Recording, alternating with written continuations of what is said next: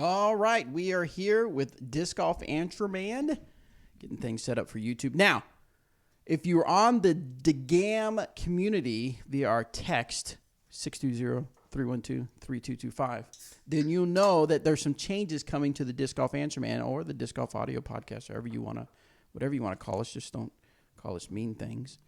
We're trying some new things out with the Disc Golf Answerman, the Disc Golf Podcast.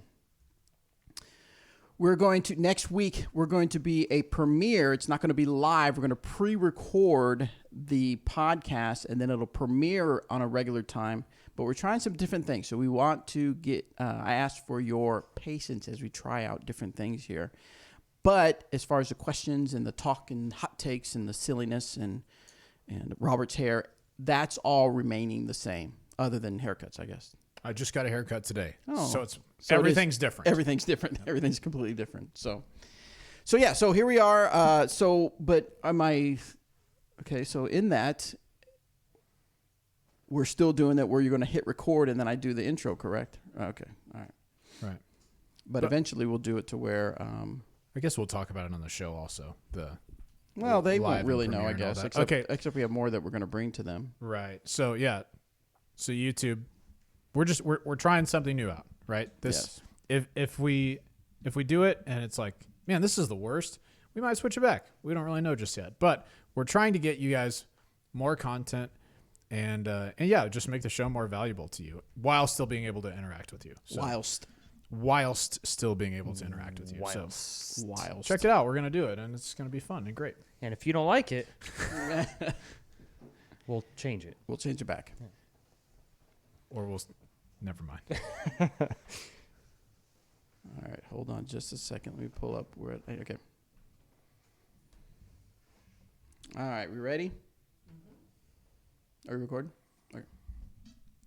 Hey, everybody. Welcome to this episode of the Disc Golf Answerman, a disc golf audio podcast brought to you by Dynamic Discs, where we want to help you become a better disc golfer. That was not pre-recorded. That was not pre-recorded. Hey, everybody, this is Bobby Cool Daddy Slick Breeze. I have Robert McCall and Eric McCabe in studio, and we are ready to have a fantastic show. Be honest with yourself for a second. As you were getting into it and you realized, like, hey, this is going well, did you get a little nervous? Oh, yes. I was like, I'm going to... In fact, I did a little bit on the want to help. I think I like my words kind of... But that's okay. We're good to go. That's okay. We're getting it down. I bet, like, doing the voiceover stuff and scripts, when you get to the end, you're like, oh, man, I got that part I usually mess up, and then you mess something else up. It's the most frustrating. Oh, yeah. But you nailed it. Can only go up from here. Yeah. Only go up from here. So, okay. So, the audio people... that you're listening to right now, I want you to know that we're taking this to another level, the Disc Golf Audio Podcast, and of course that being the Disc Golf Answerman. So some format changes are going to happen that you'll slowly start to notice, and hopefully it's stuff that brings more value, more information, more stuff that's going to help you become a better disc golfer. So if you have any feedback you want to share, you can actually text me at 620-312-3225. And just tell me what your thoughts are on some of the new things that we have. Now, this one we actually have a Danny's Disc Golf tip, and we'll get to that here in a little bit. But, so that's something new. And then we're going to be adding new stuff as the weeks go by. But now we're going to, did anybody play any disc golf this past weekend? Let's do some disc golf. No. You didn't take Owen out yet to the course? No, okay. Not yet. Maybe next weekend. Okay, maybe next weekend. See. What about you, Eric? No, I spent the whole... last weekend at the course with the ELO. And then this week, Saturday, I spent all day at the lake fishing because it was beautiful. Yeah. And then Sunday was I was going to play, but then it was super windy, and I just started doing things around the house, and then it just got to be like 6 o'clock, and then it's, you know how it goes. How it goes. My grandson came to town to spend some time with me for the weekend. I played 5 rounds of disc golf. I saw your updates about that. That was awesome. Yeah, I saw you were icing your arm. Yes. We played Peter Pan. We played Hammond. We played Jones West. We played Swope. Nice. And then we played the Swope Junior course. Cool. And then what else did we play? I think Jones Gold. No, we did not play Jones Gold. He wanted to play the country club. Did he? I don't blame him. I was like, Eli, we are not playing the country club. I know, but that first hole, like 1,000 feet. And I'm like, yeah, that's why we're not going to play. You should have taken him just to play that one hole. Just that one and hole? then jump across the street and play a 9 at Hammond. There you go. That's what you should have. That would be like 9 holes on the front. It's a long hole. Longer than most of the holes. I mean, you play all 9 at Hammond. Yep, yeah, that's true. It was fun, though. What was really cool is that he's really into disc golf. He watches a bunch of YouTube videos.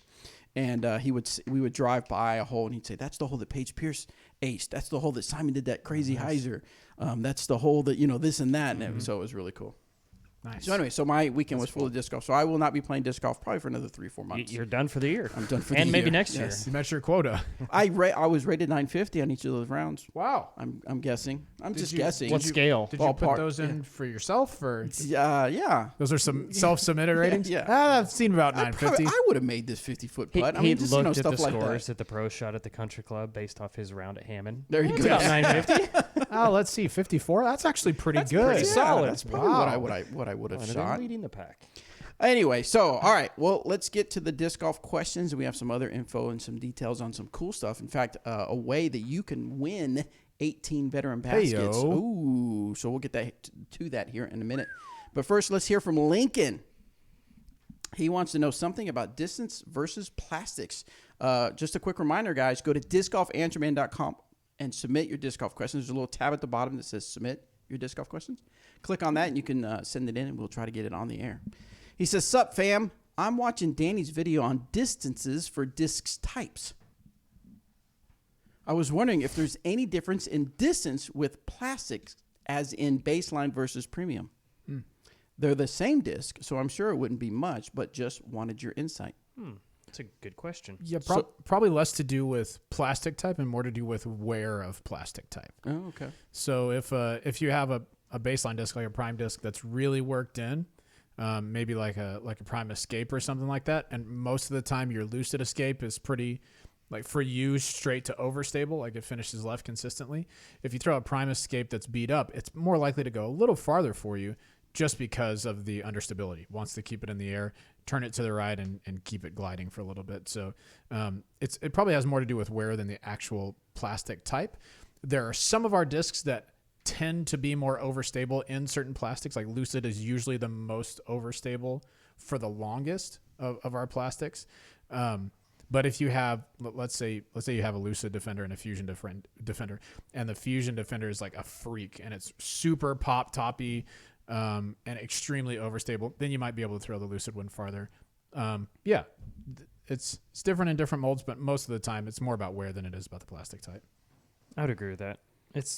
For some reason in my head, I feel like the more premium plastic is more aerodynamic or something. I don't know what it is. That could be true. And maybe it's because I don't throw a lot of prime drivers at least, or anything for that matter. But yeah, I feel like it's definitely depends on wear and tear. Yes. I'm actually curious about that disc you almost revealed, the Defender. Defender. Yeah. Yeah. You go to Facebook, and then there's somebody who posts something that you're like, man, I'm not a big fan. That's when you buy the Defender. No. You buy it. Oh, you buy it. Uh-huh. You have to buy it. You have to buy the Defender. Uh-huh. Okay. But then that gives you the ability to defriend people. The Defender. Got you. Verbal trademark. Always working on something. Verbal trademark. All right, next one is from Trey. Thank you for calling me out on that. For all of the times that I call you out, I appreciate that. Yes, absolutely. He wants to know, about the temperature changes. I have only been playing disc golf since April, and I live in Alabama. So I'm only used to playing disc golf in hot weather. It is about to start getting colder, so I was wondering how the change in air density, he also mentions humidity and elevation, will affect the speed, glide, and turn of his discs. He says, thanks and keep it real. So how does weather affect the flight of a disc? A super good question. I'm not as positive about air density. What I can tell you is that I know that when it's colder, discs don't fly quite as far. I can't tell you the scientific reason why. I just know that because I've watched them not go as far. I think that has something to do with the plastic and how it reacts to colder situations. But that's what I know. When it's a little bit warmer, it's easier for discs to go farther. I would be. I think if the air is a little bit more dense, the disc wouldn't want to go quite as far, but it's hard to say for sure. I don't know. I know that temperature affects it for sure. When it's very, very cold, it's hard to get the disc to go as far as you want to. It's hard to throw when it's very, Well, very that's cold, true. too. It's hard to. When you were touring, Eric, did your bag change at all, or did you just know things are just gonna react different when it got colder? I mean, when I was touring, we didn't really. I mean, beginning of the year and towards the end of the year was the only time we ever really had to worry about temperature being super cold. Right. You know. But one thing the only thing that would change is every now and then I would put, like for instance, now if I'm playing a course in the winter, I'm gonna put something a little softer, plastic-wise in the bag. Weather-wise, if it's raining, then I'm more inclined to put in prime plastic and that kind of thing for grippiness, but it has nothing to do with throwing far. Right. Really. I mean, if it's cold and nasty out, I'm just trying to throw it down the middle of the fairway. That's all there is to it. Yeah, super fast. A gentleman on YouTube made a video about this, and he said it seems a bit counterintuitive, but the science shows that thin air equals less lift and glide. So, and that makes sense if you think about like when we played in Colorado, our discs were quite a bit more overstable feeling to us in thinner air up there. So more dense air is going to be where you'll get your farther distances, unless you're throwing off a mountain, in which case you can probably throw it really far. So there's quite a difference between say here in Kansas and Colorado as far as that, but as far as temperature, and so science may say that there is an effect, but is there such an extreme between the 2 points that there is the effect? However, me, who's going to play in either 90-degree versus 50-degree weather, is there really that much difference where they're going to see a lot of? Does that make sense? What I'm trying I would say since disc golf isn't like super minuscule with the measurements that we take, then it would be hard to say for sure. Right. Like I know that when I play in cold weather, even like not windy weather, just cold, my discs, especially my distance drivers, are, I don't know, 10 or 15, maybe 20 feet shorter. And I do think that has something to do with the weather. I think it has a lot to do with not being warmed up too. Your body wise, your muscles are a lot tighter. You're probably not throwing quite as hard. It hurts. It physically hurts ripping out of your hand on like a nice warm day. Right. So a lot of variables go into it. All right, next one comes from Josh. I've been playing for 11 months and I'm starting to develop Hyzer flips. Nice. I'm not great at it yet, but I'm seeing consistent flips with my Opto Fuse. I can flip it for tunnel shots and it glides forever. I don't have a fairway driver that I can flip consistently. I currently lean heavily on the Escape and will one day be able to flip it. Until then, what would be a Trilogy fairway driver a little more understable than the Escape that will help me develop my Hyzer flips? Yeah, that's a super good question. I think that the Maverick is like a fairway version of the Fuse. At least that's how it flies for me. A little bit of Hyzer, get it up to flat, and then it'll just kind of ride to the right. Yeah, I would say that, or even potentially a Vandal comes to mind as Yeah, well. that's true. Be a little faster probably, but I think it's good for that Hyzer flip shot. I'd say either one of those discs are great. Yeah, for sure. Nice. All right, guys. Well, like I said, we're trying some new stuff, and one of the things we're going to try is we have Danny who puts out some excellent beginner's guide videos, or even some tips for all skill levels. So I asked Danny to put together some stuff for the Disc Golf Answer Man show, and so this first one is on stance. So let's check out what Danny has to say about stance.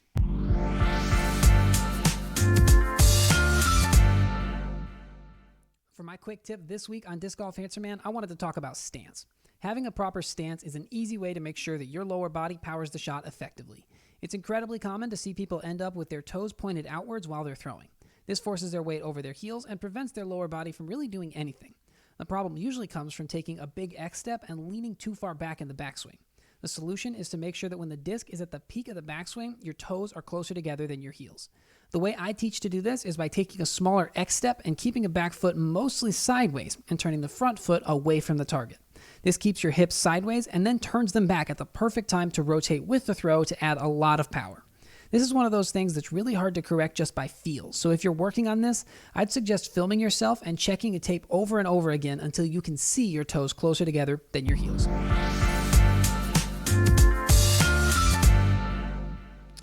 If you guys want to get more tips from Danny, check it out on our YouTube channel. We actually have a playlist for the beginner's guide, some really good stuff. So check it out over there on youtube.com/dynamicdiscs. Next question comes from Josh on forehand technique. My forehand has been developing nicely. There is still some wobble, but it is getting better. What do we call that, Eric? The wounded duck. Yep. I love the felon and can get it to 250 feet regularly and 300 feet with a little more effort. I watch a lot of YouTube videos for help with form. One piece of advice that I see is to keep my elbow close to my side, but I recently watched a video that recommended throwing a forehand more like a baseball throw. Think sidearm pitcher. Oh. The elbow is further away from the body, and you lean to the side more to get the correct angle. I can see this generating more power and spin, but seems contrary to other advice I've seen about elbow position. Since Danny has the biggest flicks in the land, I was hoping some guidance could be provided. Thanks for all you do. I love Trilogy Discs. Sounds like it. We should have saved this for maybe next Danny's next disc golf tip. What are your thoughts, though, Robert? On forehands, I like to keep my elbow a little bit closer because if I think of trying to throw a forehand like I'm trying to throw a baseball, the dominant feeling for me in that is rolling your wrist over at the end. Like that's what throwing a baseball feels like to me. Well, you don't throw a forehand sidearm. Right, but I mean, if I was going to, it's you're going to roll your wrist over doing that. So I try not to think of it like that. Now, I know that there are some people that do that and can do it well. That's the thing about disc golf form is it's different for different people. There are some things that universally you should probably do, but then there's pieces of the form that can kind of be yours. You can do however you want to and still be effective. So I like to keep my elbow somewhat close. I don't want to like pin it to my side so hard that there's no extra motion at all. But I don't want my arm to be extended way out when I'm trying to throw a forehand. That's just how I do it though. Anything different, Eric, to add to I that? don't throw forehands. All right. Ever. But when I do, yes. But when I do. But when I do.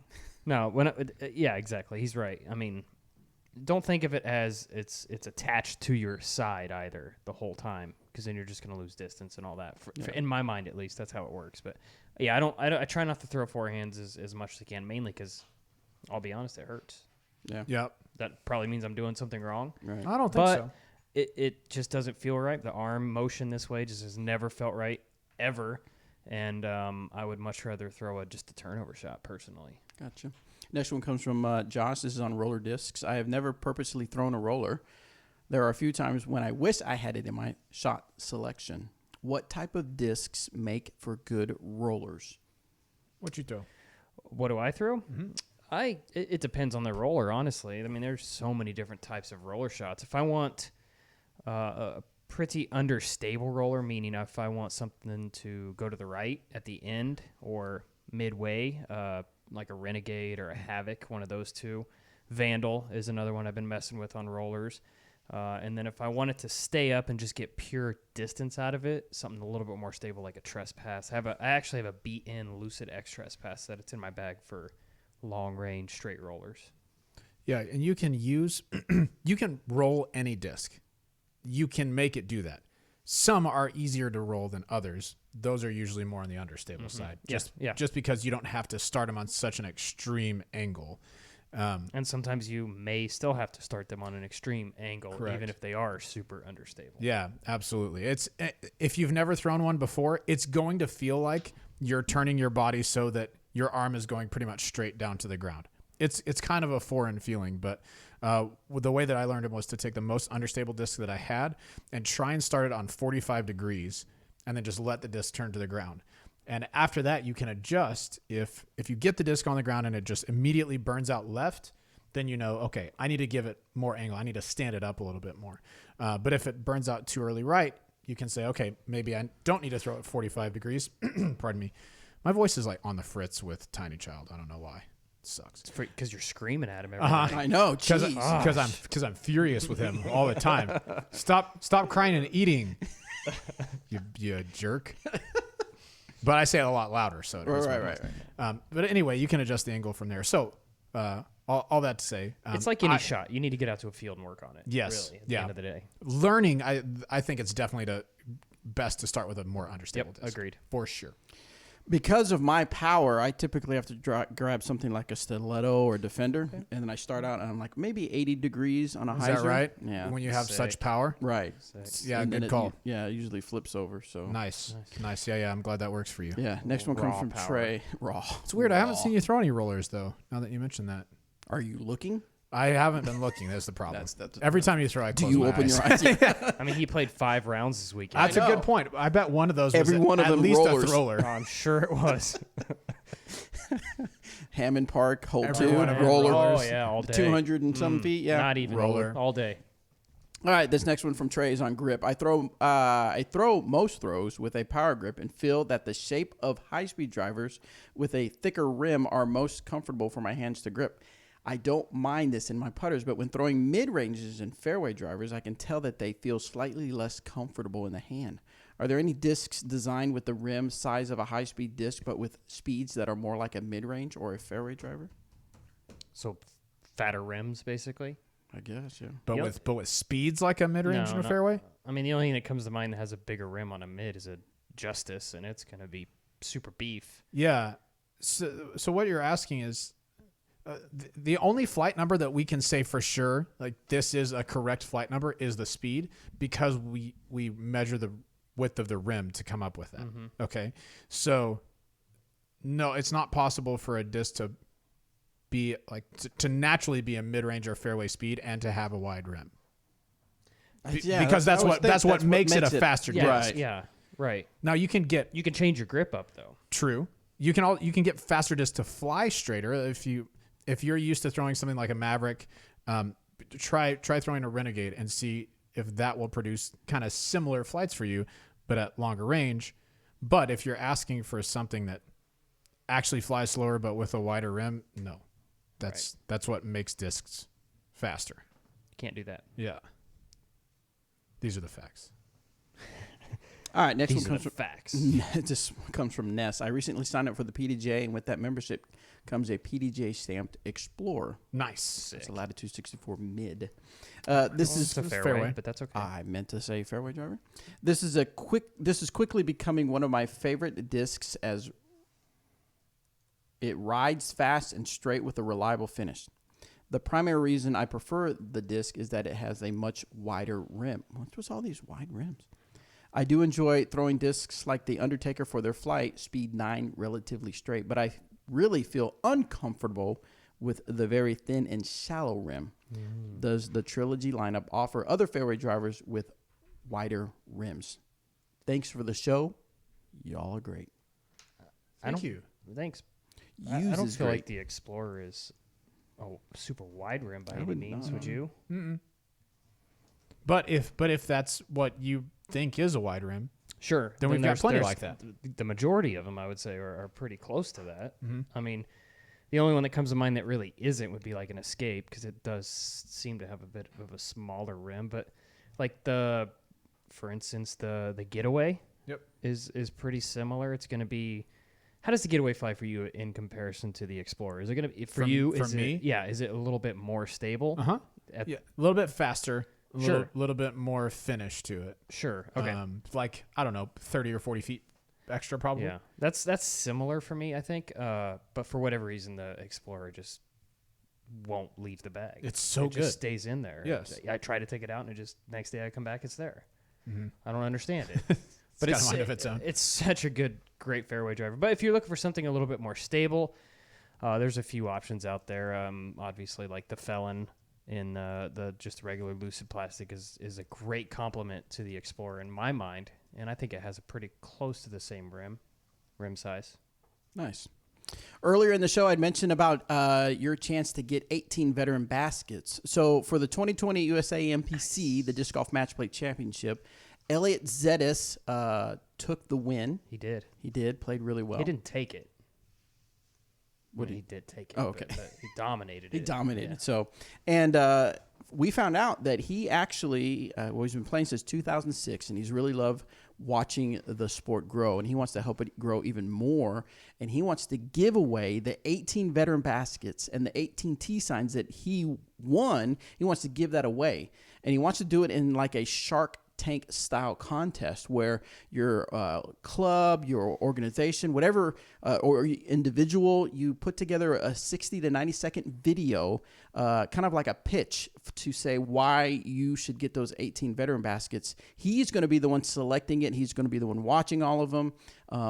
We are just simply, we thought it was a really cool thing that he's doing. So we were like, hey, we want to help you spread the awareness for this. So yeah, check it all out at discgolfmatchplay.com/pitch4pins. Nice.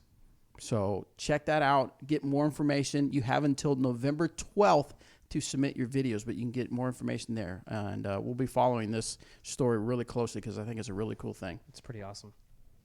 All right, next question comes from John. Push versus pure Hyzer. Okay. Dun, dun, dun. I don't know why. It just felt really I dig it. controversial. Oh, that's great. Hi, DGAM team. I heard the Gatekeeper Media commenters talk about a pushing Hyzer and a pure Hyzer. I think I know the difference, but could you please confirm and suggest which discs would be best for each shot? Thanks for the great content and advice. I don't know that it's a disc necessarily. I mean, to me, when I hear pure Hyzer, it's just a shot that Hyzers the entire way, like more of a spike angle. And a push Hyzer is something that is kind of on a Hyzer angle moving forward and still finishing left. Does that make sense? Yep. So in my mind, what I throw for those two shots are either a defender or an enforcer for the pure Hyzer, and then the push Hyzer, I'm throwing something more like a Ballista Pro or a Trespass, something like that.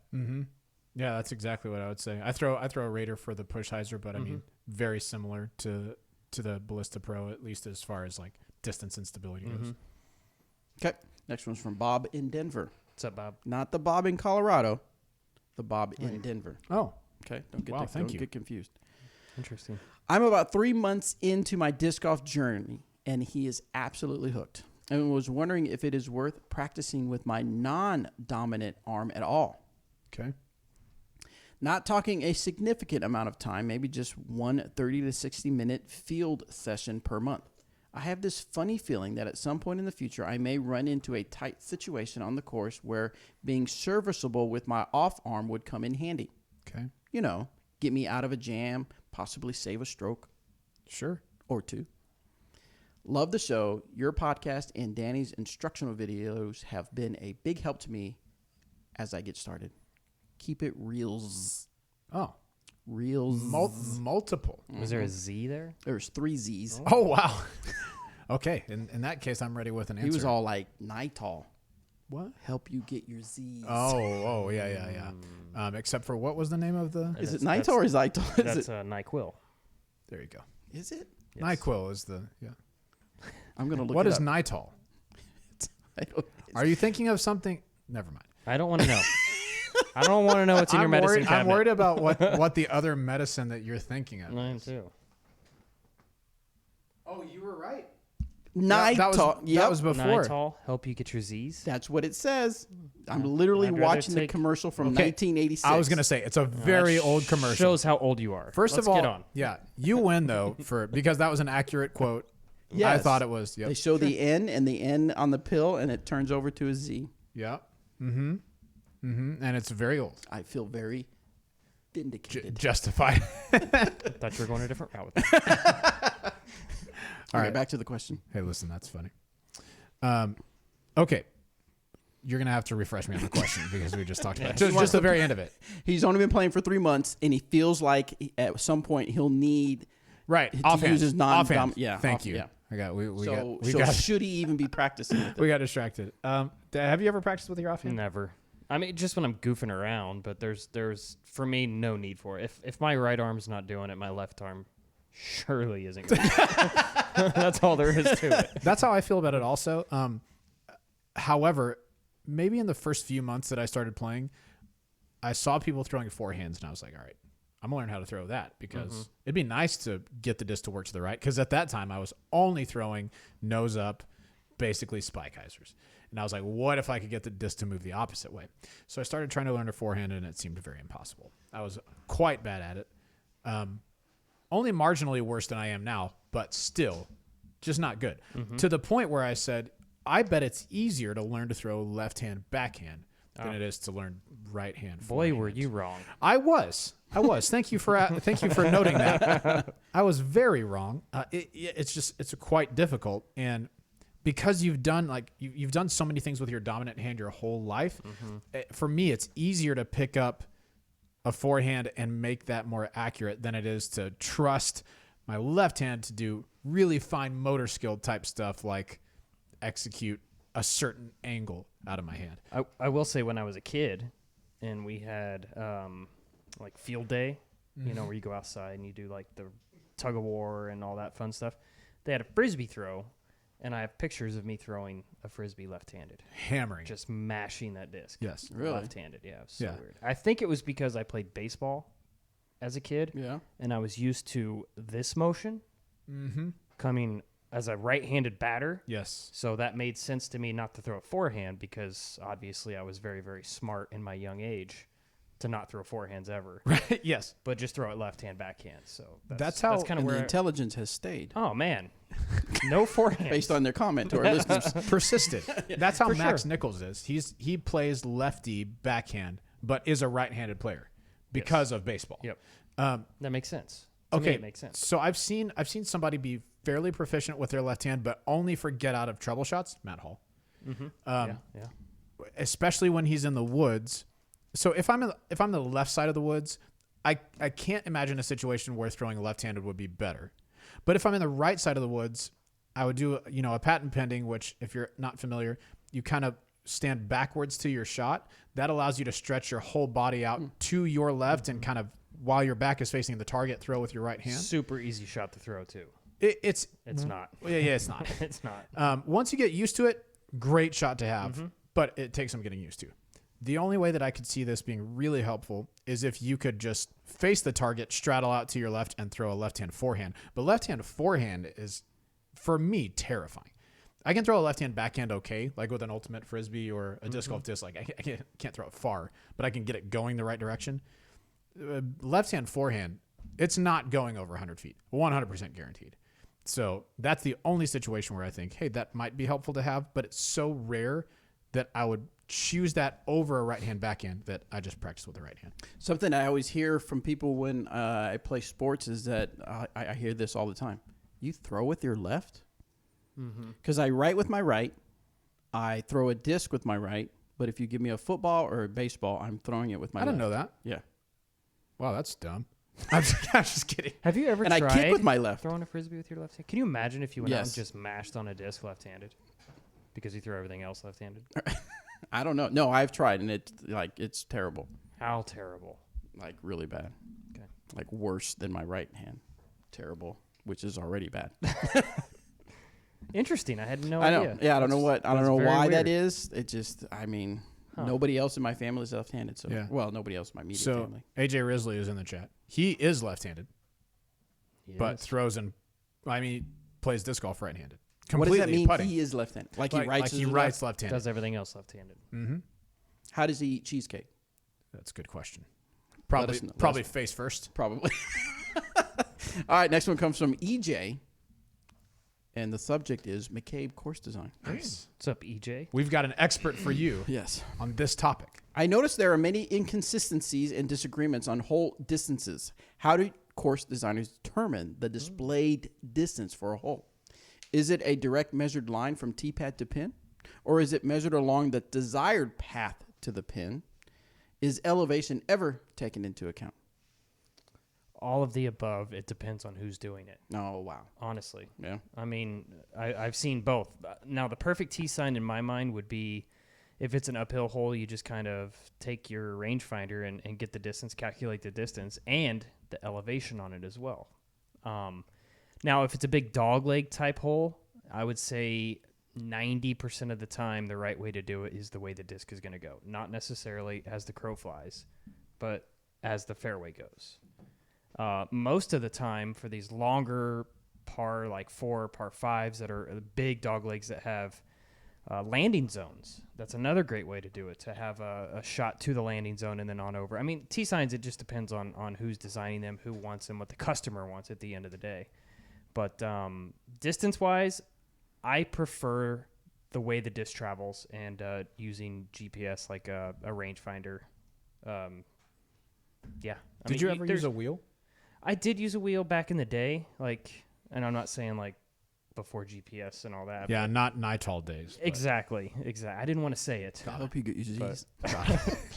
I exclusively have not been getting my Z's. Oh man, Okay, no, thanks. I have used the wheel before in the past, and we actually have a couple of them that we've used here and there for events and stuff. But the one thing that's the problem with the wheel is you got to make sure you're doing it right. Yeah. I mean, elevation kills it. And Anytime you hit a bump, bumps, a little like rock, I mean, that's an extra foot, a couple feet. And it's just, you just got to make sure you have nice flat ground in order for the wheel to be right. accurate. But now that we have rangefinders, like rangefinders, I think is personally the way to go. Because honestly, that's what the player is out there shooting. That's what the player is going to determine how far, what disc, and all that good stuff. Yep. True. Did you know the term "as the crow flies" comes from the British coastal vessels that customarily carried a cage of crows? The lookout perch on sailing vessels thus became known as the crow's nest. Of course, I have a boat. I'd hate to see a cage of crows. The birds would probably peck each other to death. Let's go. I just thought I always liked that. No, it's good. That's good. That's like finding out the fantastic. meaning. Yeah, I love it. Yeah.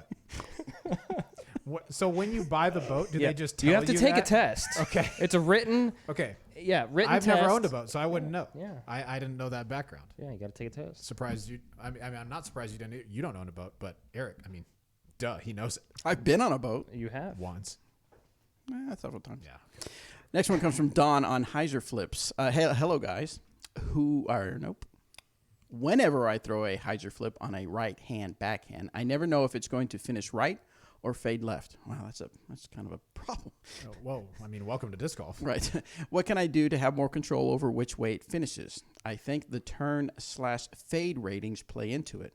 So maybe you can help explain. But I've been told that this is something that everybody struggles to control. Is it basically a crapshoot? No, but it takes a lot of practice. So it also depends on what disc you're throwing. So for me, if I'm throwing an escape doesn't have much fade at all. It's pretty easy to keep an escape riding right. Maybe it comes back left a little bit, but not like dives left, just kind of gets back to flat. But if you're forcing something over, like maybe if you're hyzer flipping something and torquing it up to flat and getting it over to the right, if it is more overstable, if it has more fade, it's more likely to finish to the left. So all I would say is this is a cop-out answer, but it's absolutely the truth. Hyzer flips especially are something that come over time. Like this is a repetition type thing. You have to do it over and over and over until you understand what angle I have to release the disc on and at what speed to get it to do what I want it to do. There's not a short answer for this one other than if you want to throw a more understable disc, it's more likely to stay over to the right longer. That's about it. It's tricky. Yeah. Is it tricky to rock around? Mm-hmm. Thank you for asking. Oh, I just hit the wrong button. So Okay, nice. Good.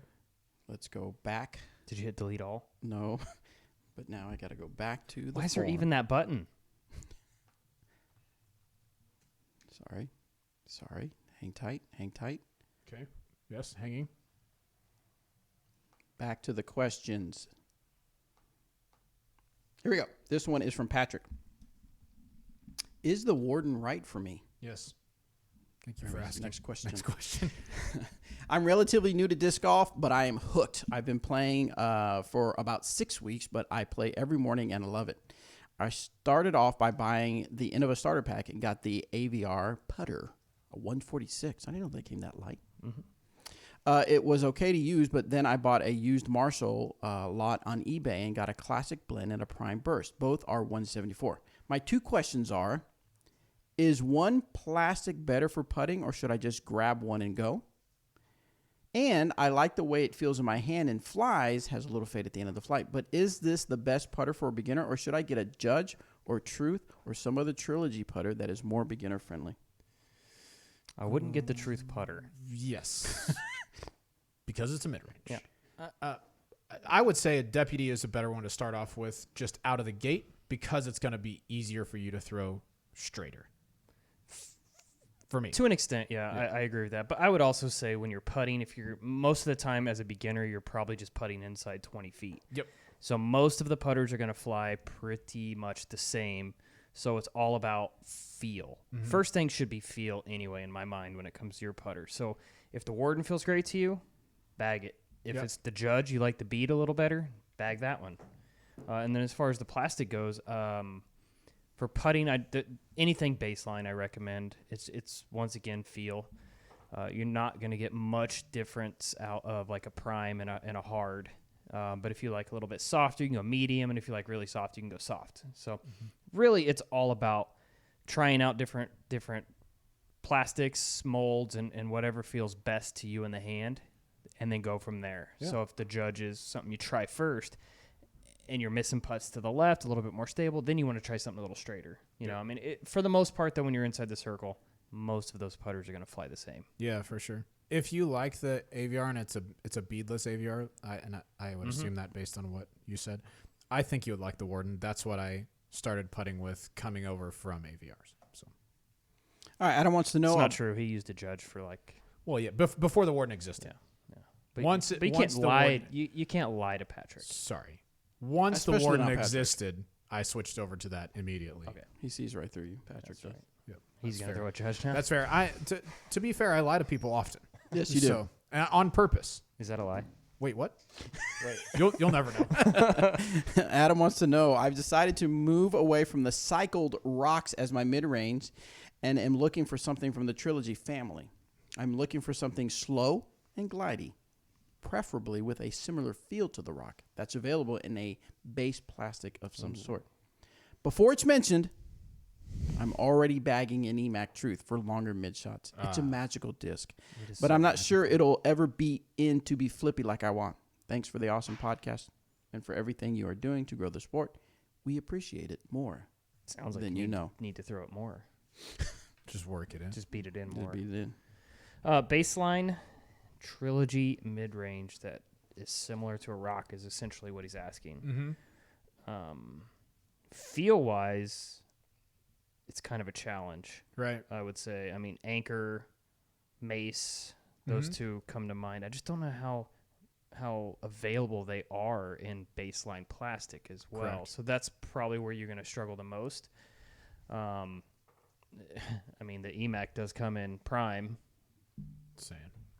If But, he likes the EMAC Truth, would the regular Truth be an option, or is it not going to feel quite like the? I haven't. No, they feel pretty close to Okay. this. I mean, the Truth and the EMAC Truth feel relatively close to the same, but Right. neither one of them feel like a rock. Right, The rock yeah, has yeah. a bead on the bottom of it, okay. pretty good sized bead. So, flight-wise, absolutely.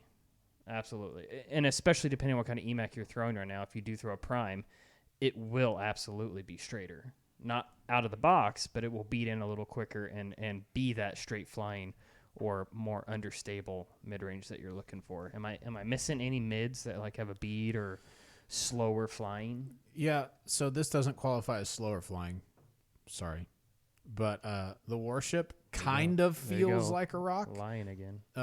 It is faster than the EMAC and most mid ranges, but if you try all these others and you're like they just don't feel right, try the feel of a Warship. I think you might like it. Maybe even Gatekeeper. It goes really far.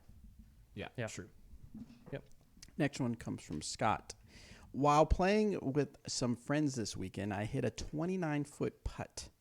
One of them called me on a foot fault, saying that my right foot moved forward, crossing my lie.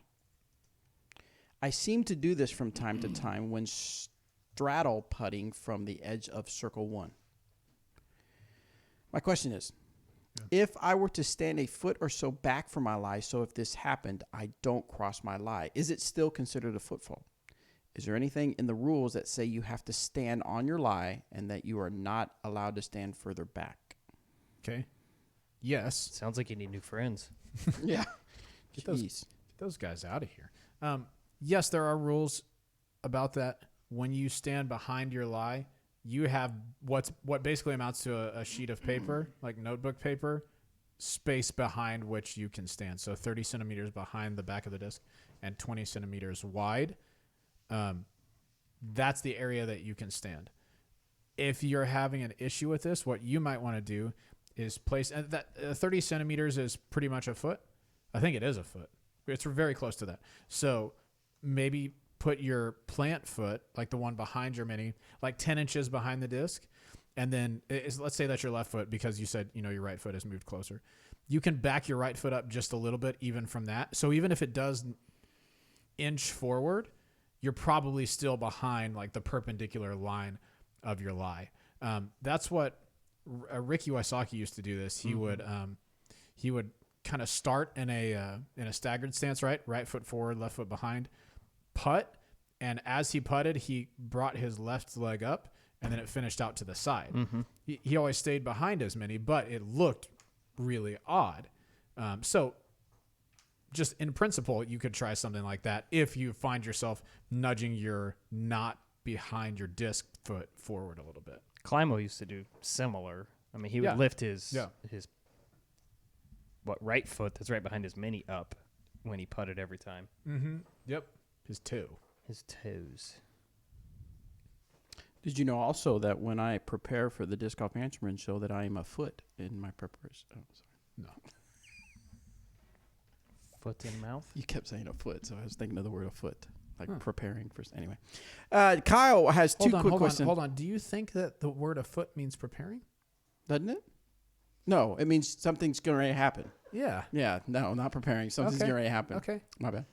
I was just taken aback. Because, Okay, defriender. Yeah. At least I knew I made a mistake. Okay. Two quick questions. I recently began focusing heavily on form and been throwing you a defriender more frequently lately because of field work and more visits to the course. What are some common strains and injuries new players should be aware of that you've experienced? People making fun of me.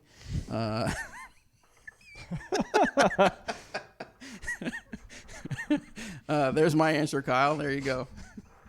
It's not wrong. talk, please. Yes. So, well played. injuries as a strains beginner. and injuries. I mean, one thing that I see on the course more than anything is people showing up to the park, and I'm guilty of this. I have been guilty of this, not as much anymore, but people just showing up to the park, rolling out of their cars and going right to the first tee and just mashing At discs 100%. yeah, full power. Like the older I get, the less I can do anything like that. That's for sure. So as far as injuries go, I mean, it's like anything. I mean, you could twist your ankle off the end of a tee pad, kind of like Dak did this weekend. Too soon. I'm sorry. No. Awful. Obviously, strains, muscle strains. You could pull ligaments. I mean, there's so much injuries that could go on. It's just a matter of making sure you're stretched. You get to the course early. You need to throw some warm up shots. Those are the things that I stress the most when it comes to preparation for rounds. And maybe it's just because I'm getting old, but I mean, you guys all do this now too, right? How many times have you showed up to the course and just rolled out of the car and gone and thrown? I mean, I've done it. yeah. I don't do it much anymore. What happens it's when you awful. do that? Yeah. Yeah. You feel terrible. Yeah. I mean, you're sore. Like the other day with Is This Disc Right For You? When we went out and filmed, basically just showed up to the field and started throwing the next morning. I'm like, ow, what's going on right Something here? happened to me. So yeah, basically muscle strains. I mean, it depends on how athletic you are. There's so many variables. Yeah. And that reminds me of like the question we had earlier where the guy's like, I've been playing for 6 weeks and I love it. I play every morning. Yeah, you're gonna start hurting after a while. I get it. You fall in love with disc golf and you want to play and play and play, but that motion of you throwing long drives and stuff like that, because that's always fun to do, that puts a lot of strain. It always reminds me of what Disc Golf Strong said, where it's like, when you always realize the fourth or fifth hole, you're like, I'm playing better. Well, because your body's now warmed up. Why not warm up before you even start playing so that those first few holes are good ones? Yeah, I used to get to when we used to just shotgun tournaments is what it used to always be, and I would always get there early and play minimum 5 or 6 holes. Yep, same. Throwing a couple shots on each hole. His second... just one other to watch out for. If you're throwing forehands, you can develop kind of a tennis elbow or a shoulder if you're just trying to throw it super duper hard. That happened to me. That's why you just don't do it. That's true. It happened to me when I was trying to learn how to throw forehand, and it took quite a bit of rest to keep that from happening and develop proper form. So just something to keep an eye on. Yeah. On a smaller scale, you can develop pickleball elbow too. That's a good point. So be careful. It doesn't hurt as bad. No. Wouldn't that be table but tennis? it's better than it's Ping it's pong worse than elbow? table Wouldn't that tennis be elbow. small? That's like the beginning. That's This like could be- micro. right? Yeah, the Okay, micro got it. tear. It's ping pong. The elbow. micro tear. That's exactly right. You can still play, but Right. All right. Second question is getting cold. It's getting colder where I live, and do y'all have any glove recommendations that will keep my fingers warm without losing grip? Oh, like Isotoners. throwing? Oh, like you throwing. probably mean for throwing. Yeah, I'm sorry. Isotone. Like Dan Marino. Yeah. Those are old school too. Isotoners. Oh, they are. Mhm. I So don't. is Dan Marino. I have never worn. That's true. I've never worn gloves playing disc golf. I know that some people wear friction gloves, but I've never tried them. No, I would just recommend having gloves and then having some hot hands and taking it off and throwing when you're. true. That's what I would do. I remember what we were watching, maybe like a best of 2018 Jomez shots or something like that, and Simon had a glove on his non-throwing, and it was up like a pretty thick glove, and so it looked like he wore gloves until it was ready to throw. He put it off, took it off, threw, and then put it right back on. That's because his off season was spent in Massachusetts. Yeah. So, For sure. let's see. We got time for a couple more questions. This one is from Scott. Having a discussion on pars during a casual round. My buddy plays every hole as a par 3, even though on the U-Disc some holes are par 4 or higher. When asked why, appropriately put a comma, he said that's just how it is in the area unless it's a tournament. As someone who has been looking more and more into course designing side of disc golf, I was wondering if courses should have been built with higher pars if the majority of players just play everything as a par 3. I mean, par's irrelevant at the end of the day, honestly. I mean, it doesn't matter if, for me, I think Robert's kind of made this point before too, but for me, I consider everything, whatever the par may be for that hole. But when we go out and play and I'm adding my card up, I'm par 3s all day. I don't care if it's the country club and I'm playing. Just for ease of counting. Yeah, because it's so much easier. Because when I first started playing, we didn't have par 4s and par 5s in the game. We had a tournament every year called the October Frizz, and there was a 1,000-foot hole, and it was a par 3 every year. Did you ever 3 it? No. Dang. No, never. Never even close. Right. Not even close. So, yeah, I mean, I don't know. This isn't really it's just par's irrelevant to me. Yeah, I mean, there's guidelines that the PDGA put out there Sure. for par based on how long the hole is. Like If shots to hole plus 2 putts. It's like, similar to golf. If it's wooded, it's a little Yeah. bit different. So there are guidelines out there for course designers. But when people get bent out of shape about par, it's just it's not as relevant as just adding up how many throws it took for you to finish the course. Is it kind of a mind thing? Like if I threw if it seemed like a for sure. relatively long hole, and I'm Yeah. like, gosh, it took me 4 throws. Oh, it's a par 4. I got a par. Oh, okay, well, I yeah, feel better about my par. Right, yeah. And then there's the opposite side of things where I'm a believer in reachable par 4s in our game. Also, there's reachable par 4s in golf. Why wouldn't we have reachable par 4s in disc golf too? So there's that side of things too. I mean, you can get eagles. So Yeah. For sure. I was going to say, wait for it, because it's going to come back to me. It was very important. For me, if the par is set too high, then it feels you as a player know what a par should feel like, right? Mm-hmm. And it's different for different people at different times. So at let's think of a good example here. For me at like the old country club hole 8, that downhill Hyzer hole, it's a par 3. Mm-hmm. I'm never going to reach.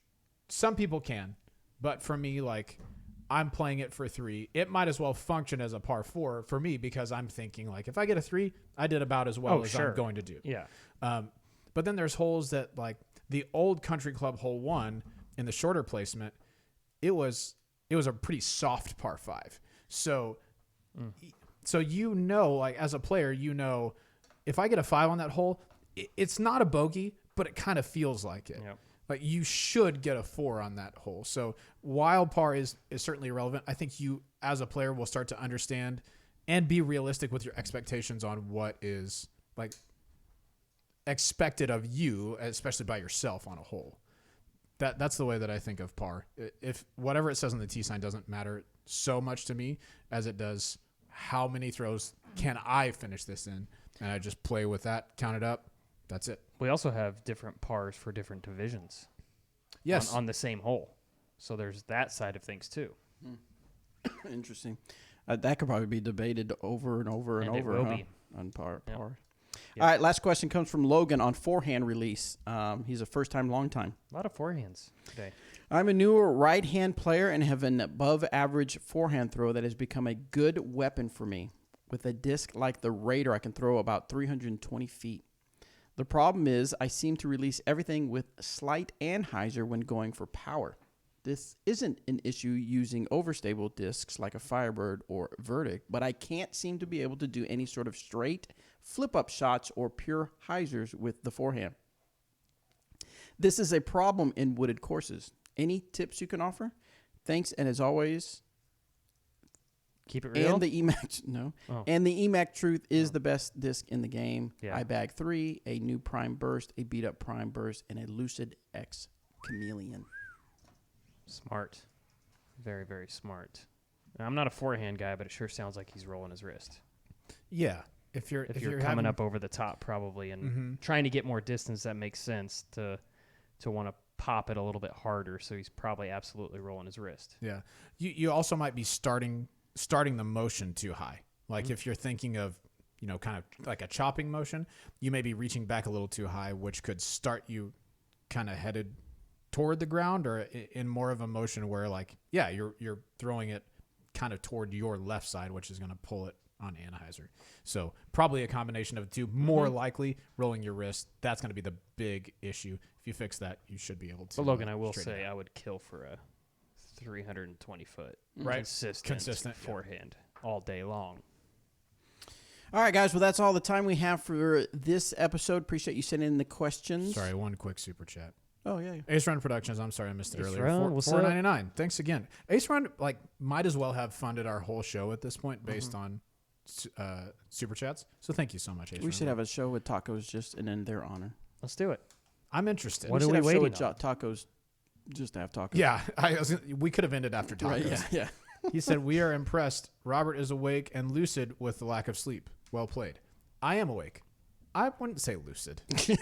I'm trying my best. And also, I will be asleep pretty much right after we're done here. Very tired. Danny found something on the internet, the Lucid Air cars.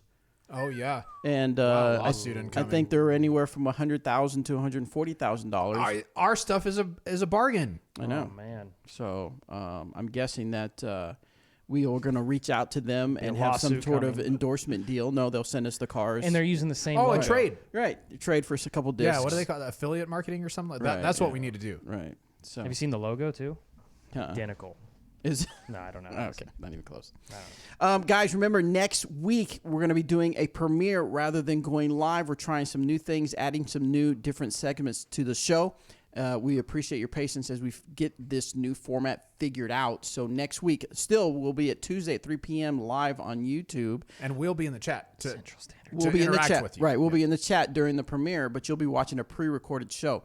The audio listeners, nothing will be different for Well, you guys. we'll have new clips. It'll be cool. Oh, well, yes, Yeah. yeah. It'll be new different. clips, so new different. stuff. Yeah. You're not even going to Our, recognize us. our long-term goal, if possible, is once we get this going, is we would love to do it with the new bells and whistles live again. But for the time being, we want to make sure everything is good to go as it is. Then we'll run a premiere so we can still interact with you guys. Very cool. So I brought this up 2 weeks ago before Uh-oh. we go any further. Yeah. A couple weeks ago when Robert wasn't here, I believe. I don't know Oh. why he wasn't here, but Weak. it's almost November again, Yes. Robert. I'm not no shaving. Well, we don't have to no shave. We I'm can not do something Movembering. else. We got to do something, right? I'm not Movembering this year. I mean, when do I got- have to do just mustache? I mean, I'm Gonna up scare poor for- little Owen. I would I'm up for consider no yeah. shaving before Movembering again. That was rough. The no shave? No, the The I mustache? enjoyed the mustache. Well, yeah, because you got a strong mustache. That's true. I got mean, a weird looking mustache. We will support you all the way. No. I was no. looking at some old We gotta photos do and I'm like, something. oh no. What? I just look horrible. I would Oh, be like from a year ago, you're saying? yeah. I looked at the last time we did it. I would be in Well, we favor. got to do something, right? I would be in favor of starting at what we are currently at facial hair wise and not shaving for a month. I would do that. They got anything I don't like really want to just shave cold though again because that sucked. And it's cold in November. Your face feels terrible.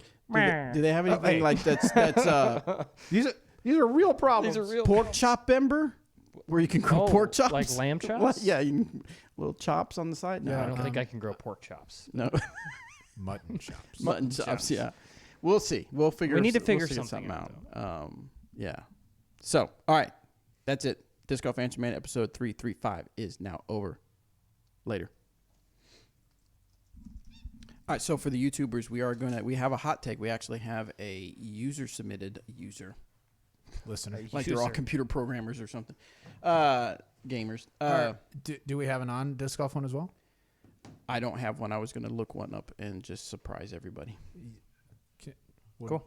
I don't have it unless you guys have What one. one of you fellas Do you have a non-disc golf hot consider take? finding a non-disc golf hot take? I can look around. Specifically, yeah. Or Oh, Danny specifically not Bobby? Is that what you're getting at? Specifically, Is that what you're hinting at? Specifically, one of you. Literally anyone. You know, one of you. Literally anyone who isn't sitting on one of- this side of the table. One of you. What if mine would have been good? Hey, I get compliments on mine. Lately, you've been killing it. From whom? I have My mother. You have. I have one. I don't know how well it would go, Okay. Oh. but Isn't that the whole fun of it? Well, we might all agree This is true. or disagree. I agree to disagree. Tyler Brickley said we should do No Grave November and none of you three are allowed to die. Oh. Thank you. I Thanks, think I Tyler. can make I it. don't Can't- know, man. I can't was commit really to it. hoping. Yeah. Can't commit to it. All right, here we go. Let me pull up. What did I put it on the work chat, right? Yep. Did you guys read it? Do you have an opinion on it? I don't know that I have an opinion on it. Yes. I read it. I'm very interested in what you guys have to say. I also because read it. It's a really cool site. Gross. I'm very interested in what you guys have to say because I really could go I could go either way on it. Okay, we ready? Yeah. We good. Yeah. Welcome to this episode of Disc Golf Hot Takes, where I'd rather be eating pancakes. Yeah, same. That's yeah. Here we go. All right, so we had The most accurate one so far. yes, the most accurate intro ever. Okay, so here's the deal. I was looking through our community, our text line, 620-3125-3225. If you want to be part of that community, just say hey. Say hey. Say hey. Willie Mays Hayes. And we'll get you into that group. But anyway, someone sent me a disc golf hot take. And actually, I am completely lying to you. That was not part of our disc. They sent it on Instagram. Okay, yeah. So Thanks for I lying. take that back. Golly, I'll never trust you again. Please forgive me. All right, here we go. This is what he said. All new players should have to play in 2 ranking events that only provide a player's pack or no player's pack and just a rating to keep prices low. That's his suggestion. And no prizes for placement. After these events, you have a baseline rating so you know what division to play in when you enter your first true PDGA event. Making someone play 2 of these events would hopefully prevent someone being rated too poorly or too high off one fluke bad round, and it would hopefully prevent true bagging unrated players that know they are way better than the division they join, and prevent the constant "what division should I join?" question. So what division would they play? Or it should be No. what division should I play? Yeah. People say what This division should event. I play? This. These Those 2 2 events. events, you get a rating from those. Right. So Then it's only there's- 2 events a year, or you as a player have to play 2 Right. events. So the TD now has to create another division. Is that what I'm hearing? Oh, I guess in a sense it would be. It'd be like new player division or something like that. Or And what if you're the only person in that division at that tournament? Because How- how many times have we run a tournament where there's been like maybe 1 new player? So the division that they're in isn't as important as just having them play and get a raw score. Then see I agree, where but their the whole ratings. point is to determine what division they're going to play. Right. So let's say you just put them in with wherever they fit. So they go with advanced, they go with intermediate, they go with rec, just to get the 2 events in, because they're not going to actually score in that division. It's as if there's like 6 MPO players and 2 FPO players. Is this optional? Or is this going to be mandatory? According to him, in the hot take, it's mandatory. it That's would be how you mandatory. establish how you get into your first events. Okay, but aren't ratings based on the people that are playing and even like weather conditions? So someone could almost say, "I'm going to figure it out so that they could play the system." In other words, they would find an event where it would benefit them to play, so they get a lower rating so that they can play, Or they can better just than they were throw rated. the round. or they could throw the round. Yeah, Right. Okay. So there's a lot of flaws in this. whether there's not like a specific weather adds 10 points, but if the weather is bad, people are going to play worse in general, so the ratings are going to be affected based on that. Correct. So I mean, I guess if they really wanted to throw and get into a lower division, they could do that if they wanted to, is find a really crappy weekend. That's what I'm saying. Or well, how does it affect you if more higher rated players are playing? Then You the still have better to the better you play, the better your rating is going to be, right? Inflation. In general, yes. Right. It inflates your your rating. So Right. you would want to not play with better players. You'd want to find an event. An all-am event. Right. Right. Or, I mean, if you're playing, I guess this is where the division is important, because if they, let's say they'd have to be an intermediate or lower, because then you'd be playing the same tee boxes as intermediate and rec. Sometimes those are different than advanced and open players.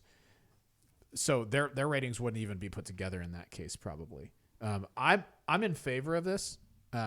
This is something that Danny said in the chat earlier, and then just now as well. This is kind of like doing placement games in competitive video games. Like Overwatch is like this, Rocket League is like this. But who plays two of video our games? That's I a mean, good you're point. fat. I haven't heard of anyone. No. But basically what it does, I certainly haven't ever. So if you see someone stumbling around the field playing Rocket League, it's not me. Lies. I've never tried. Anyway, I like those because you go in, it shows you your skill, and then it puts you with appropriately skilled people out of the gate. So I like the idea. It functions well in video games. The practicality of it for disc golf is probably pretty tough. Yeah, logistically, it'd be That's what I was. a nightmare.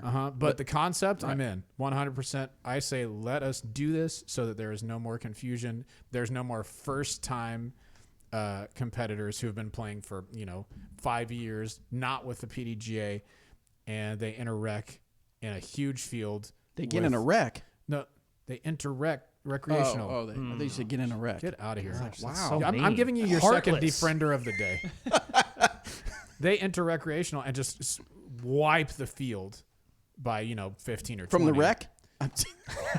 You're the worst right now. I'm very tired. Okay. Oh gosh. And they just wipe the field and walk away with a ton of Yeah. merchandise and Good job. discs and stuff like that. Like, that's cool for them, but it also kind of sucks. They probably shouldn't be playing in that division. That's why I like the qualifier tournaments. Yeah. I'm in for them. I say I'm interested. The logistics would be very difficult. Anthony, what say you? No. You're just making it harder for newer players to play disc golf. The thing with video games like Rocket League, you go and you say, okay, I want to play Rocket League against people that are my skill level. It doesn't say, all right, hold on. You have to first do this, this, and this. It gives you a tutorial to learn the controls, but then it says, okay, go, and it adjusts you from there. So it'll say, after your first PDGA event, you should play intermediate, you should play advanced, you should play rec, whatever. It's not this side quest that you have to go on and play these certain events first, and then after that, once you get over that hurdle, now you can. A new player doesn't know what the PDGA is. They look and see, oh, a tournament, cool, okay. Well, it's $10 more if I'm not part of the PDGA, so maybe I'll go and sign up for that. And then they get a big red arrow that says, okay, before you can play this event, now you have to go and play these 3 other side events? No. No. You wouldn't have to play separate events. It's just your first 2 events are placement events, no matter what they The are. guy said before their first PDGA event.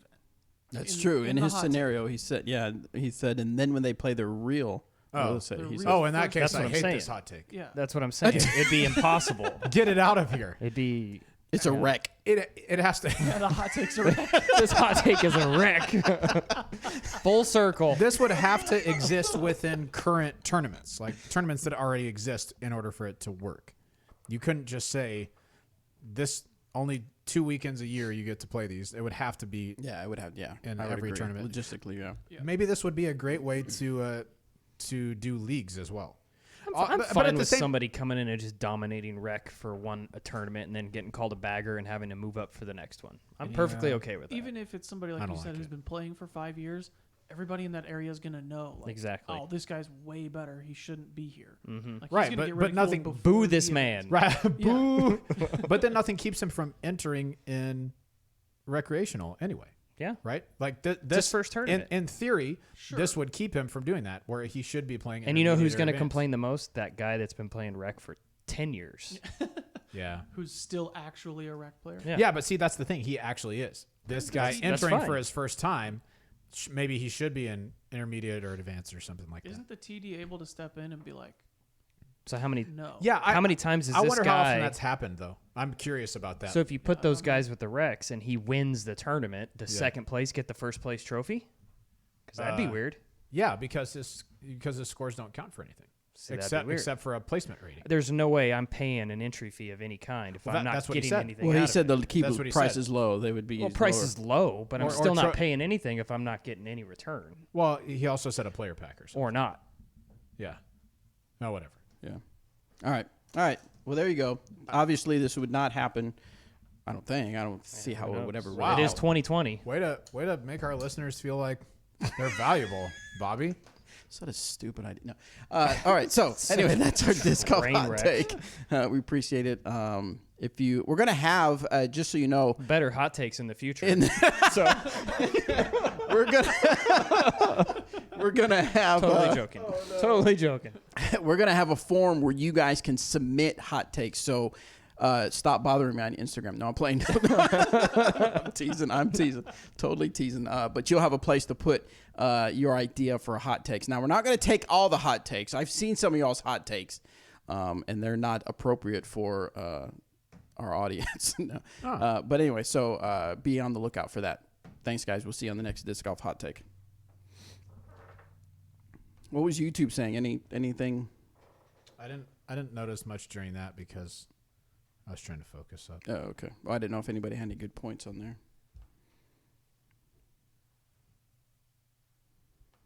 All right, so we're going to get reset so we can do the disc golf. How are we going to do this? We can talk about that off air, not while we're on air. Okay, deal. Huh? Deal. Deal. Is yours moving that fast, or is it just not caught up? Yours isn't caught up. Oh, okay.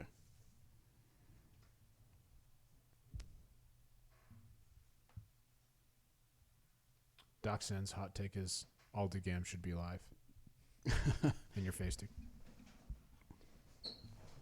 All right, so Anthony, were you able to find a? I wasn't able to find one. I have one. I just don't know how well it will work. Well, we're gonna roll with it. We can go. Do you for want it. to? Do you want Will you to? message You want it to to me set real message? quick? Yeah, you want to message it to us, and because that's one of the things we're going to try. Is we're going to try to have knowledge of the hot take rather than talk be amongst a yourselves? hot potato take. Hot potato take? Yeah. This Those are one might good, be a too. wreck. We roasted potatoes on the grill for the first time this weekend. Yes. Oh my god. Really good. Yes. So my dad is a really picky eater, like super duper picky. It's the worst. It's weird. And It's not even, and you're like completely opposite. okay, no. Hold on. I think you Burn. probably think I'm a picky eater. I don't think you're that picky. You are somewhat picky, but not. I'm a little particular about what I like and don't, but I will try things. especially when it comes to pizza. I'll eat Well, whatever. yeah, because anything you're and trying everything. to get crappy pizza. See, What's crappy pizza? Tell him. I like Barbecue pizza. I'm yeah, assuming? barbecue with chicken and pineapple. And I'm good not with that. pizza. Not This is all the dumb. time. Sure. But I'll throw down some barbecue pizza. with Oh, you. you would think I'd ask him to chop his hands off when I Well, he's trying to get suggested crappy Gosh. pizza. Ow. Anyway, okay, whatever. So For the record, he did call it pizza. yeah, it's not pizza. It's You just order it from a pizza restaurant. and it but- comes in a circle. No, my dad will not eat like anything. At one point, we made potatoes for him and my mom at our house, and some of them were just like the purple ones. Like they were all in these little Those in purple just ones a are bag. gross. Yeah, and he was like, he kind of looked at it and it just didn't eat it. Like, Dad, it's a potato. Eat it. He's like, no, I don't want that one. So it's stuff like that, right? But I said, Dad, I'm gonna make y'all salmon, and will you please try it? Please. He's like, I don't really like salmon. I said, please. He tried it and he loved it. Yeah. But I mean, it's the grill. Like the salmon, for me, salmon is the best thing that we've made on the grill because it's such an improvement over what it normally is. He probably It's just like didn't wanna steaks hurt are your- always He good. probably didn't want to hurt your feelings. He ate all He of it. saw how tired you were, and he was like, I He ate all of it, and he would not do that. I promise. He would just be like, no.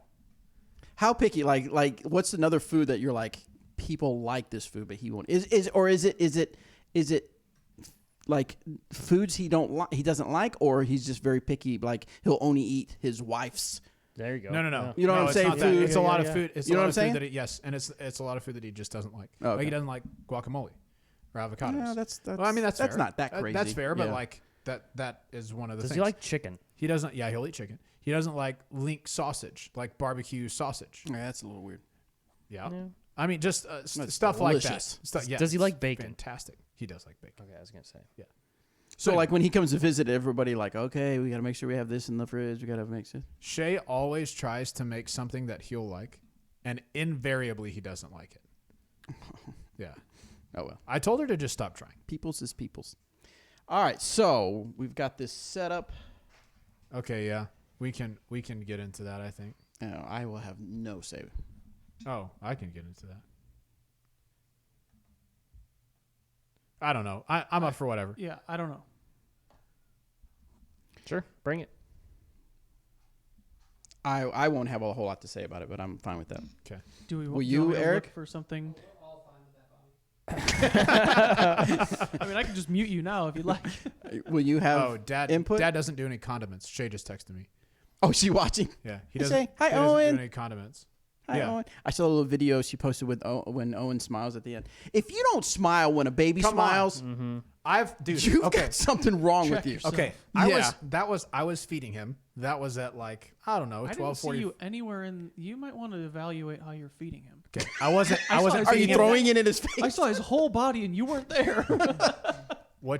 If you look again, my leg is underneath him. Okay, I'm holding him, right? And I'm at my wit's end. It's like I was trying to think. Wait. it's like my leg I thought was you like said this. his leg. Anyway. You shouldn't sit on It him. was 12:50. He had just eaten but wasn't like ready to go to bed yet, and I'm freaking tired. But then he starts doing that, and I was like, all right, I'll take a video for Shay because I know she'll like to see this. And then since I've watched it a bunch of times and smile like an idiot Oh, every gosh. time. Oh, baby man. A baby, if you don't laugh or at least smile when a baby smiles or when a baby laughs, Come on. you're the same not thing. you're not a good person. If like a little puppy runs up to you Aw. and you don't immediately try and pet that puppy, Right. Like, Yeah. you You're and I dead just, You're not inside. trustworthy. You might be get a along serial as people. killer. Yeah. You're dead inside. Let's get after it. Yeah, All let's right. just do this one. That's fine. All right, okay. You're gonna do the intro since it's yours. Nice. Oh gosh. Yes. Sure. Yeah. Everybody makes fun of me until they got to do it. I'm very unprepared on every level for this. I wasn't. All right, we good? Yeah, let's do it. You tell us. Wait, you're the one that hits record. Hang Not on, let me even hit close. record. All right, come over here. Welcome to this non-disc golf hot take with not any sort of introduction. Nice introduction. Boo. Nailed it. Dang it! Don't worry, it's getting downhill. At least he said actual words. These are English words Yeah. as well. So, in non-disc golf sports news, the NBA Finals just happened. LeBron James won his 4th title in 17 years, I think. Yep, that's right. He's been to a bunch more finals. 10 And total. that is something that people, in the MJ versus LeBron debate, people always seem to bring that up, that Michael Jordan is 6-0 in the finals.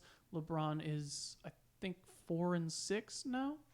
I think Yeah, he's been that'd to be 10. right. That's right. Yep. He won his 4th. This morning, I forget who it was, a guy on ESPN brought up the fact that Jimmy Butler, who is kind of the star for the Miami Heat, the Yeah, team Jimmy that Buckets. lost in the finals, came out of this NBA season worse than anyone else. He's the star player, and he now has an 0-1 record in the finals, yeah. and it does not get worse than that. He brought that up to kind of poke fun at the fact that people make fun of LeBron for losing in the finals 6 times, saying, okay, he lost, but he still made it to the finals. I say that that's nonsense. That's an actually valid argument. Sure, it means you were good and made it to the finals, but guess what? You couldn't close the door. You didn't actually win.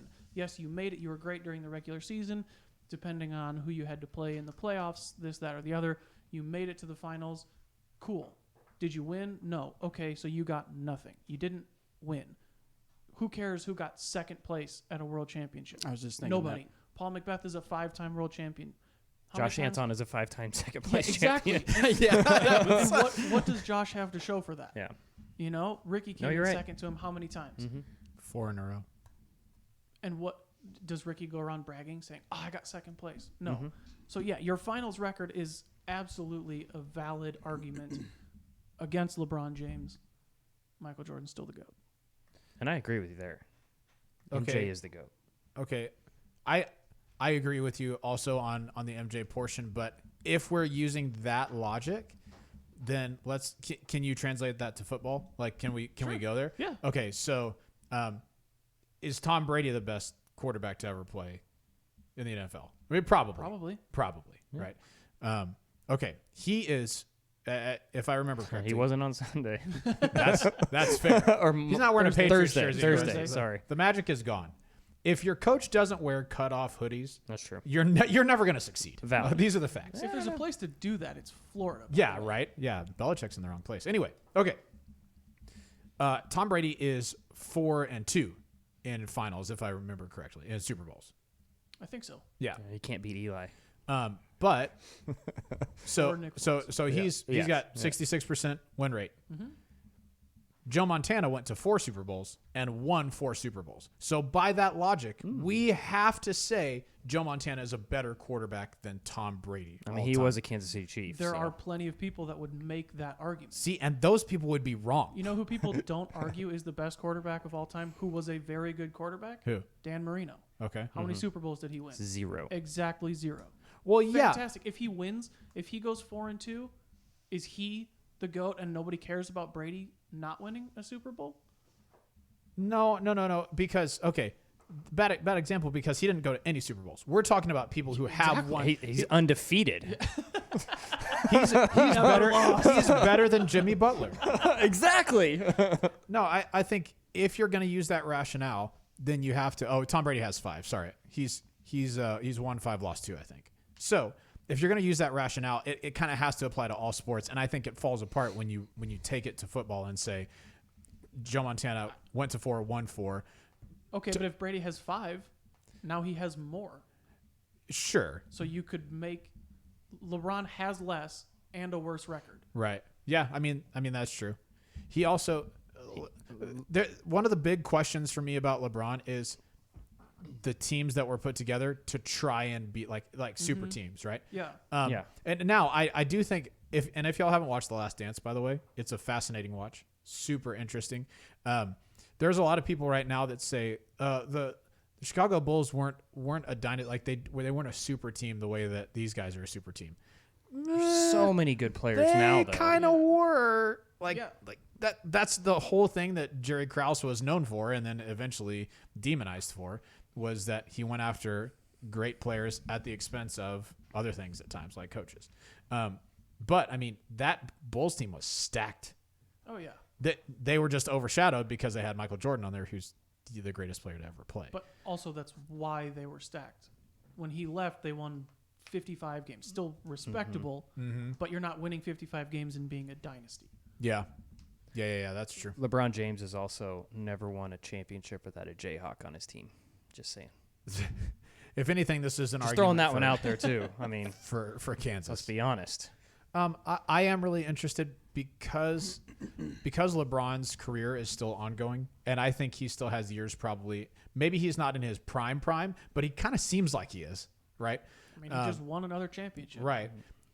Did he, though? I wonder if these are the facts, Eric. The answer is yes. No. I wonder if okay, so if he gets right now, you can just say he doesn't have as many championships. That's fine. You can also use that argument against Jordan with Bill Russell, but whatever. Sure. But let's say that LeBron gets to 7 championships. Like, is the conversation any different at that point? Does he win the next 3? Right. Yeah. Let's say Then he it would wins the be a next different 3. story. Yeah, because I mean, MJ won 3 in a row, 3 in a row. Right. LeBron, has he ever won back to back?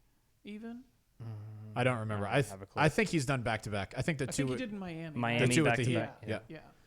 I don't keep up with this basketball and stuff like that. Sports. But sports. I did watch the French Open. That was very interesting. Dude, That was a good. if y'all aren't watching tennis, what are you doing? I know. It is so much fun to watch. Anyway, my point is that someone on the chat, I can't remember who said that, but they mentioned they said LeBron is title chasing while MJ stayed with the same team. Yeah. I mean, I thought that was kind of interesting. Sure. The basketball landscape is quite a bit different now than it was then, as far as like player deals and stuff go. But I think that I don't know what to say about it. I think the Bulls were at the time a transcendent team. They said, like, people are saying they didn't have to play against dynasties. I think they had to play against pretty darn good teams. If the And Bulls- it's the same as the Climo Macbeth argument. Like, because we have recency bias, it seems like there are more talented players now than there were then. And that may not be the case. We just didn't see it in person as much. I did, Yeah. and it definitely is. Well, I mean, I watched it in person, but when he won his first one in 91, I was 6 years old. Yeah.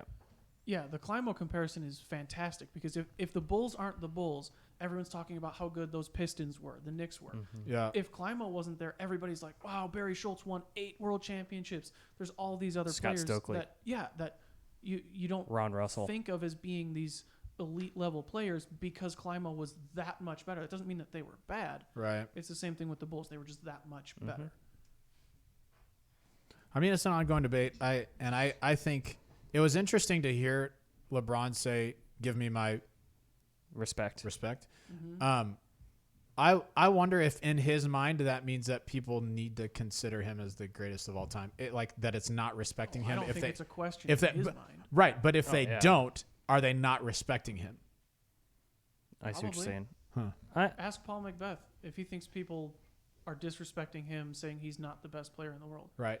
It was interesting. That's a good point. Him and Climo got into it a little bit on Facebook. I mean, a few months ago now, a little while ago, and it was just kind of interesting to hear them talk about it because I hadn't heard Paul really talk about it. Mm-hmm.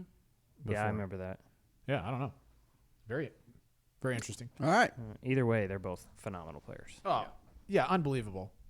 LeBron is a generational talent. We probably, regardless of if he's the greatest of all time, we probably won't see another player like him who's doing a lot of the stuff that Jordan did plus 50 pounds. He is a beast. Yeah. Anyway, that's it. All right. Thank you, Anthony, for the non-disc golf hot take. And, I guess that wraps it up. We'll see you on the next one. Bye. See you, YouTube.